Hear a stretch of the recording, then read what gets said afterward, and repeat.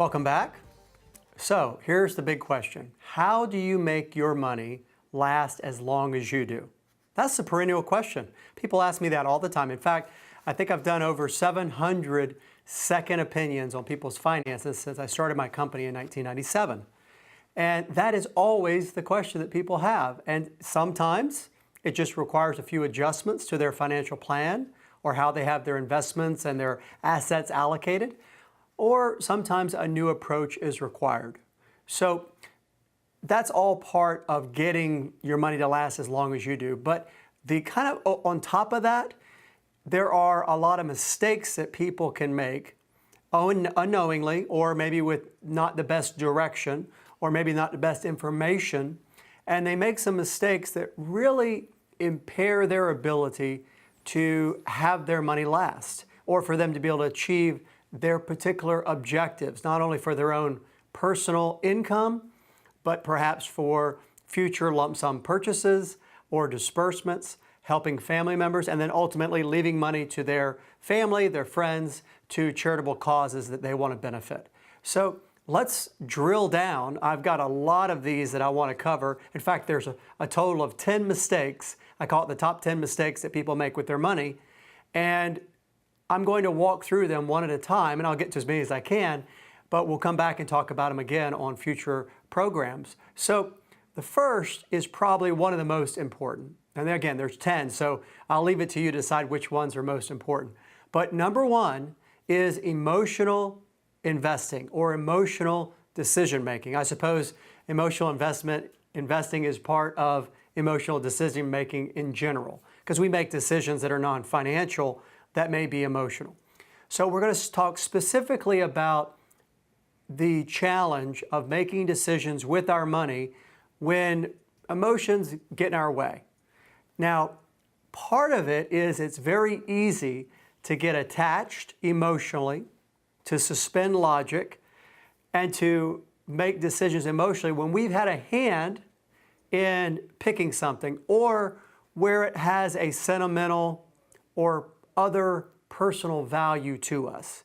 So I'll give you a couple of examples. One is the stock that you've inherited from a loved one, a family member. And that stock has sentimental value to you because it's not just the value of that stock or what it represents that you could do with that money in your own lifetime to have it provide for expenses or what you might do with it. There's also that emotional part where it was given to you by virtue of somebody dying. So that really changes the dynamics. Now, this is where getting objective advice is so important, because somebody who does not have that attachment can give you advice about the merits of keeping that particular stock in your portfolio. So you can see the obvious benefit there. Now, it's not just stocks and things like that. It's also real estate can also be another challenge. For example, my parents bought a cabin in North Carolina. They live here in Florida. In fact, they live a couple miles from my office. But they bought a cabin in North Carolina in 1994 to escape the Florida heat and humidity. So they spent, probably 20 years going back and forth. And they really enjoyed it. They invested a lot of time and energy into fixing it up. It wasn't so much the money, although they did put money into it, but it was just the attachment they had to it. So when it became obvious to them and to me, because they asked me my opinion about it, it became obvious that it became harder and harder for them to make that trip.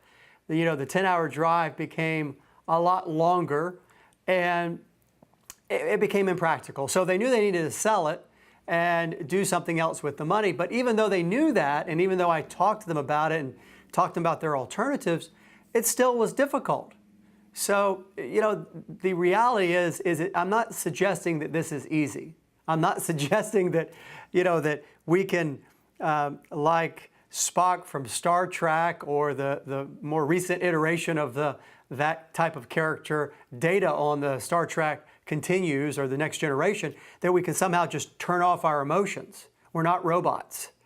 So it's very normal for people to have to struggle. Now, what's interesting is the fact that somebody is struggling means that they're actually aware of the emotional.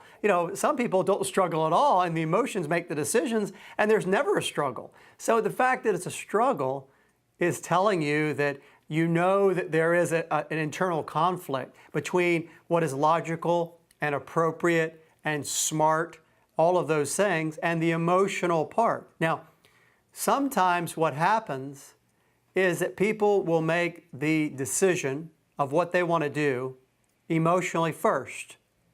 And then they will seek, and you may have done this, I know that I've done it. It's normal if you're human. You make the decision emotionally first. Then you go and find all the logical reasons to support your decision that you've already made.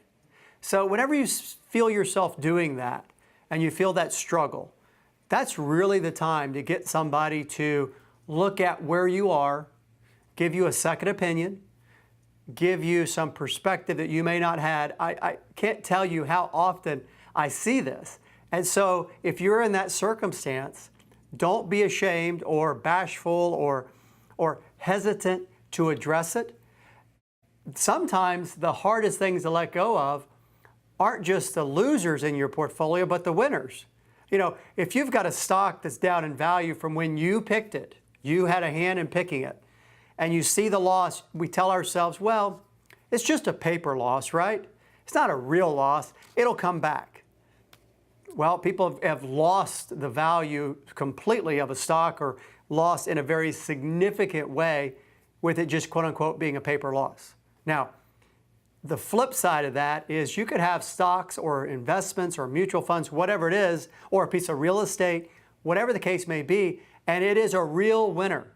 And you say, golly, look at how well this is done. I don't want to give this up. Even though that one stock or that one investment may be causing your whole portfolio to be out of whack. Second opinion, second opinion, second opinion. Somebody coming at it from a different perspective who doesn't have the history with that experience, the euphoria that's felt by seeing that stock gain and gain and gain in value, can look at it differently. They will be able to see the forest, not just a tree. Sometimes people are so close to it, they don't even know it's a tree. All they can see is bark. So it's getting removed from the decision, looking at your situation objectively. Sometimes people need help looking at what to pay off. Debt.